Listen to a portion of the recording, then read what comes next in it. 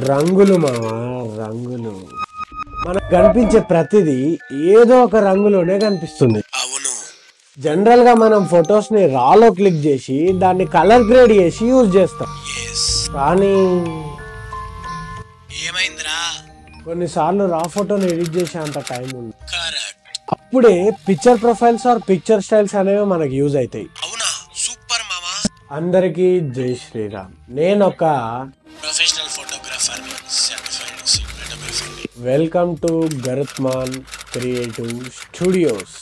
మనకి కెమెరాలనే కొన్ని పిక్చర్ ప్రొఫైల్ ప్రీసెట్స్ అనేవి ఉంటాయి. ఆ ప్రీసెట్స్ లా 4 ఉంటాయి. ఒకటి సాచురేషన్, ఇంకోటి కాంట్రాస్ట్ లెవెల్స్ కంట్రోల్ చేయొచ్చు, మూడోదేమో షార్ప్నెస్ ని కంట్రోల్ చేయొచ్చు, అండ్ ఫోర్త్ వన్ వచ్చి కలర్ టోన్.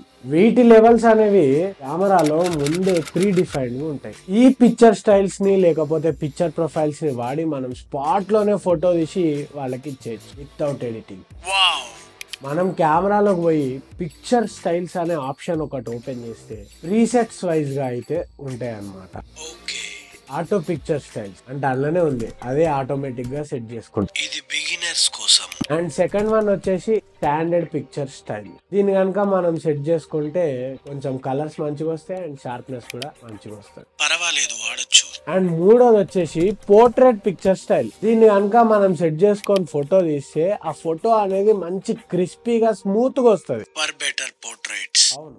నాలుగోది ల్యాండ్స్కేప్ పిక్చర్ స్టైల్. దీన్ని కనుక మనం సెట్ చేసుకొని ఫోటో తీస్తే ఆ ఫోటో అనేది చాలా షార్ప్ గా వస్తాయి అండ్ ఫుల్ కలర్స్ తో కూడా వస్తాయి. ఇది మనం ఎక్కువ కూడా నేచర్ ని ఫోటో తీయడానికి వాడచ్చు. కొండలు గుట్టలు ఫోటోలు తీయడానికి పనికొస్తుంది. And next one neutral picture styles అన్నమాట. తీసిన ఫోటోని ఎడిట్ చేయాలనుకుంటే ఈ యొక్క పిక్చర్ ప్రొఫైల్ లో మనం షూట్ చేయాలి, అప్పుడు దాన్ని మనం ఎడిట్ చేసుకోవచ్చు.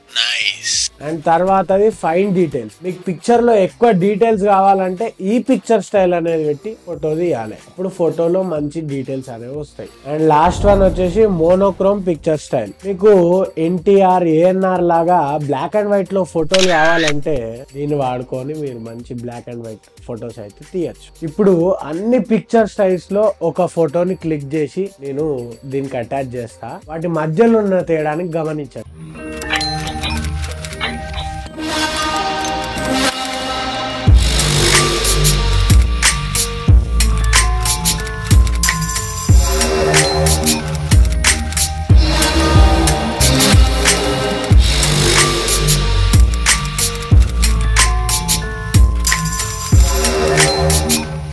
నాకైతే ఈ వీడియో వైరల్ కావాలని ఉంది. ఖచ్చితంగా.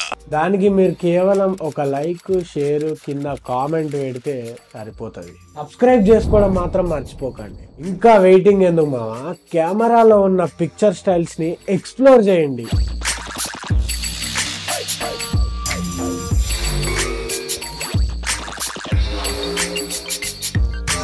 ఇంకా మీరు వెళ్ళలేదా మావా?